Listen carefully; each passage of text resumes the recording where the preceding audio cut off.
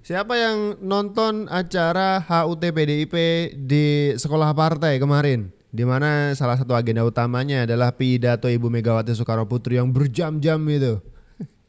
Kata Laksamana Soekardi, Ibu Megawati tuh kalau pidato kayak stand up comedy, satu arah aja dan semua orang dipaksa untuk tepuk tangan katanya. Ya kan?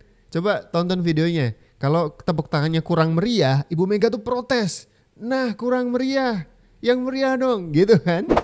Sini sudah mau potong tumpeng ya. Bentuknya seperti bangunan rumah sepertinya. Bentuk dari tumpengnya. Saya pernah menjadi presiden kelima dan saya ditugasi oleh negara. Kepada Ketua Umum PDI Perjuangan Ibu Profesor Dr. Megawati Soekarno Putri untuk ditetapkan kembali sebagai ketua umum. Jadi bisa dibayangkan kalau Pak Sabang itu tidak ngajak Bu Mega, bisa jadi Bu Mega, mohon maaf, jadi ibu rumah tangga seumur hidupnya. Megawati Soekarno Putri itu tidak pernah membuat partai. Itu kalian harus tahu juga, Megawati hanya meneruskan partai yang sudah ada. Selamat datang di Yuda Media. Di video kali ini beberapa menit ke depan bersama saya Abdul kita akan ngebahas bagaimana acara HUT PDIP yang digelar private begitu ya, tidak ada undangan dari luar sepertinya. Di gedung sekolah partai ini rasanya bukan seperti HUT partai gitu ya. Seperti acara curhat emak-emak gitu menurut saya. Ini dia acara inti. Ya, Bapak Rano Karno, Ibu langsung minta Bapak Rano Karno untuk mendampingi. 52. Kurang klop kalau Mas Bram doang. Harus Mas Bram bagi potongan tumpeng ke beberapa tokoh partai di sini. Ibu Megawati meminta untuk didampingi Pramono dan juga Rano Karno. Di mana ada warna seragam yang berbeda. Dari semua orang di situ berseragam merah. Ada dua orang yang sangat mencolok berbeda. Bapak Panda Nababan. Yaitu Prananda Prabowo dan juga Puan Maharani. Seakan-akan dua orang ini adalah dua orang penting begitu setelah Ibu Megawati Soekarno Putri.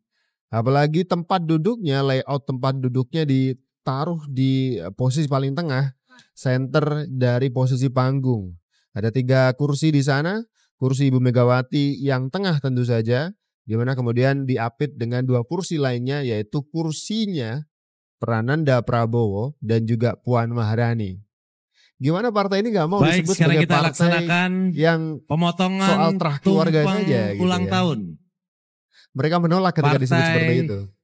PDI Perjuangan. Tapi kita bisa melihat dari gambaran ini saja bagaimana spesialnya posisi Puan Maharani dan juga Prananda Prabowo. Dr. Megawati Soekarno Putri.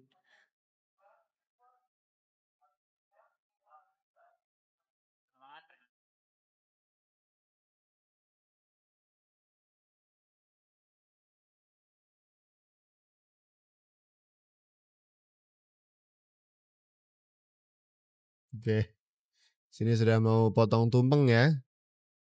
Bentuknya seperti bangunan rumah sepertinya. Bentuk dari tumpengnya. Potongan pertama dilakukan oleh Puan Maharani.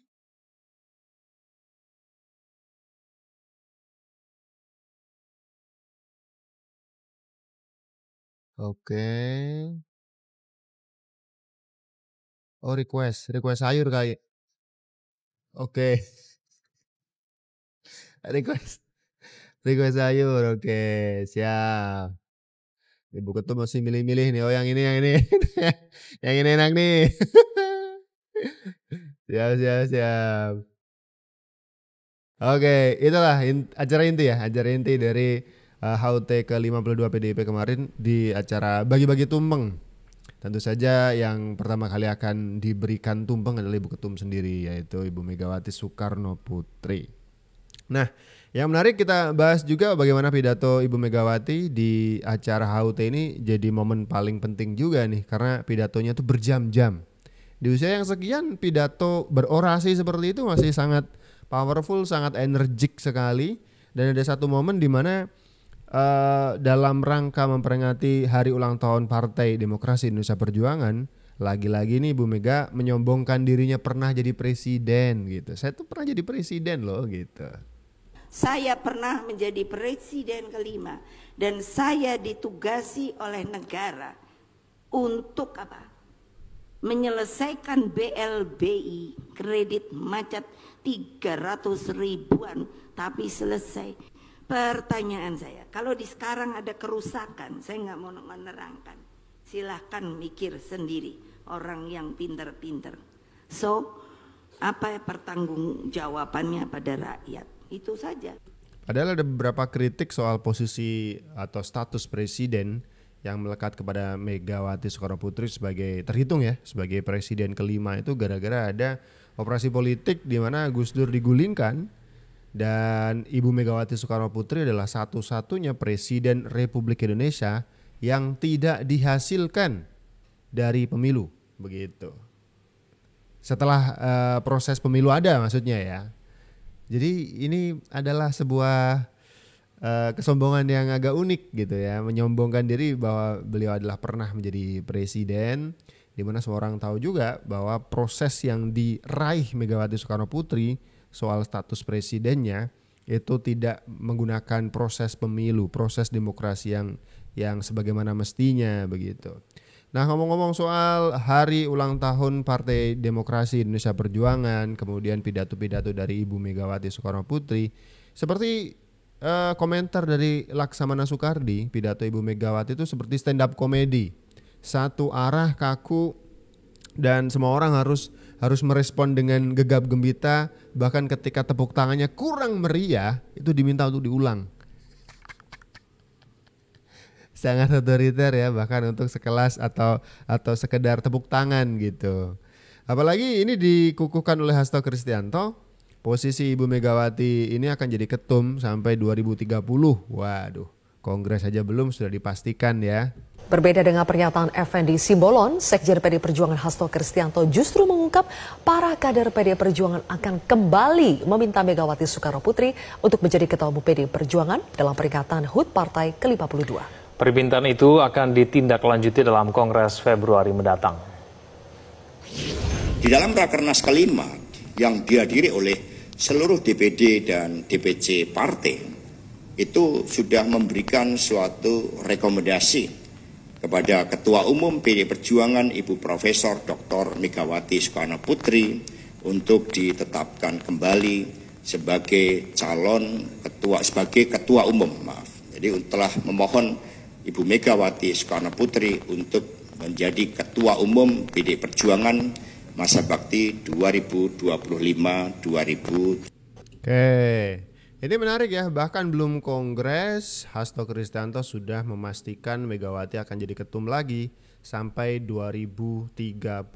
Pertanyaannya yang pertama adalah gimana kalau nggak usah kongres aja? Kongres buat apa dong?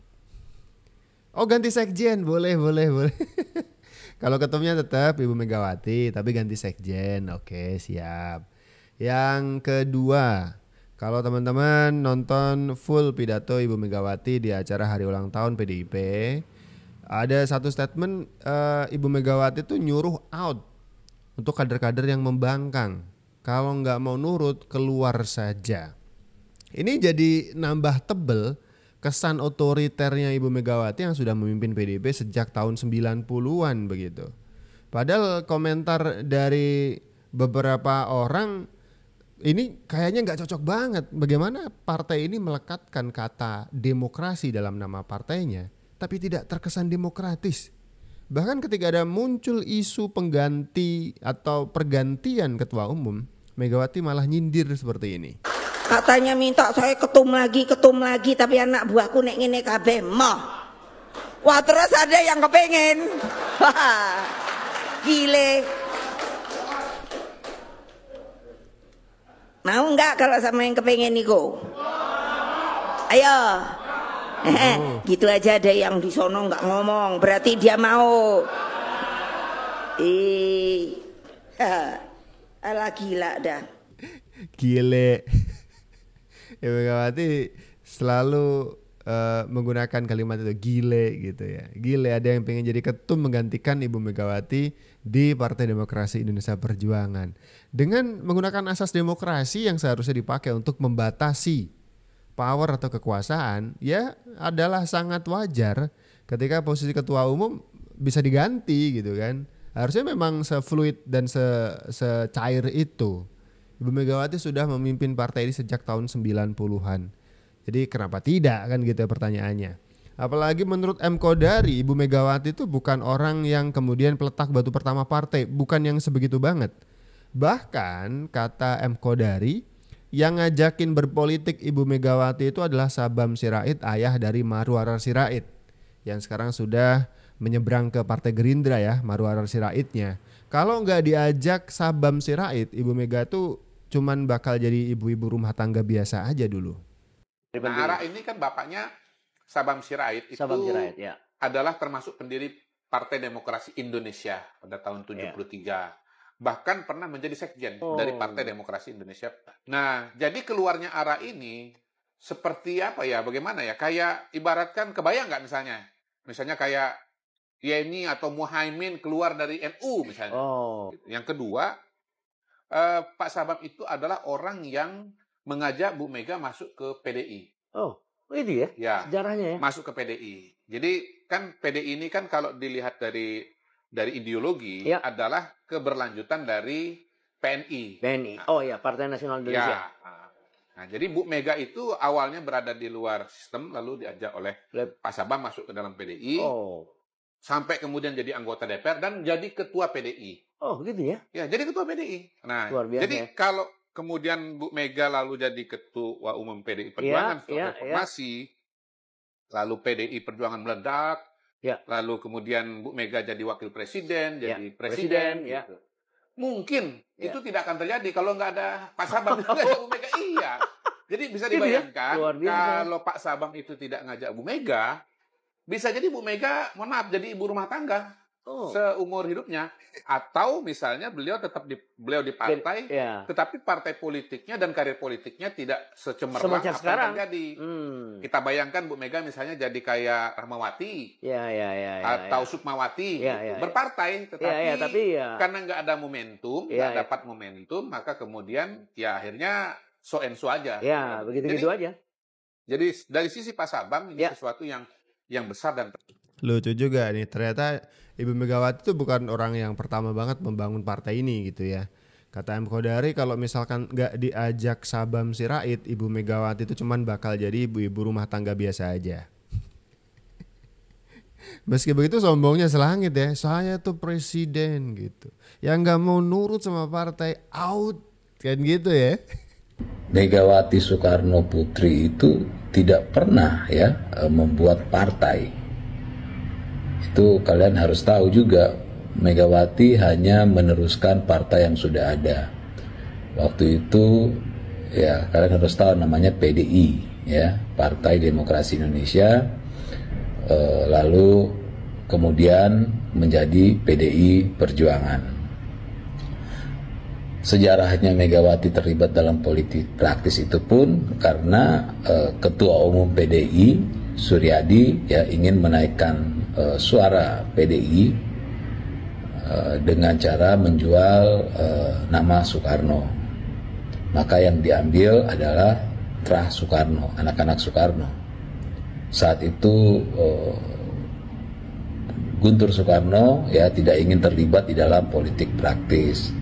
Lalu mau nggak mau mereka ambil Megawati yang seorang ibu rumah tangga biasa ya, yang tidak terlibat di dalam politik ya. Ini ada juga di dalam bukunya ya, bahwa Megawati itu hanya ibu rumah tangga biasa yang diajak untuk agar supaya suara Partai Demokrasi Indonesia naik karena menjual nama Soekarno.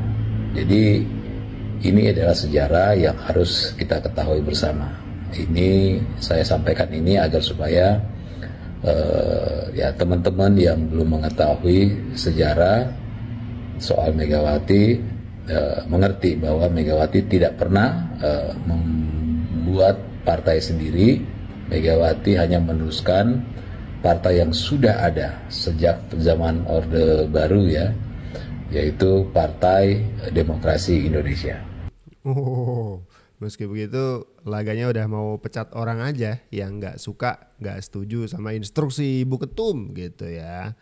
Apalagi apa istilahnya, ternyata kalau misalkan ini adalah partai yang sebegitu besar, tapi acara HUT-nya cuma dengerin Ibu Megawati curhat di atas panggung.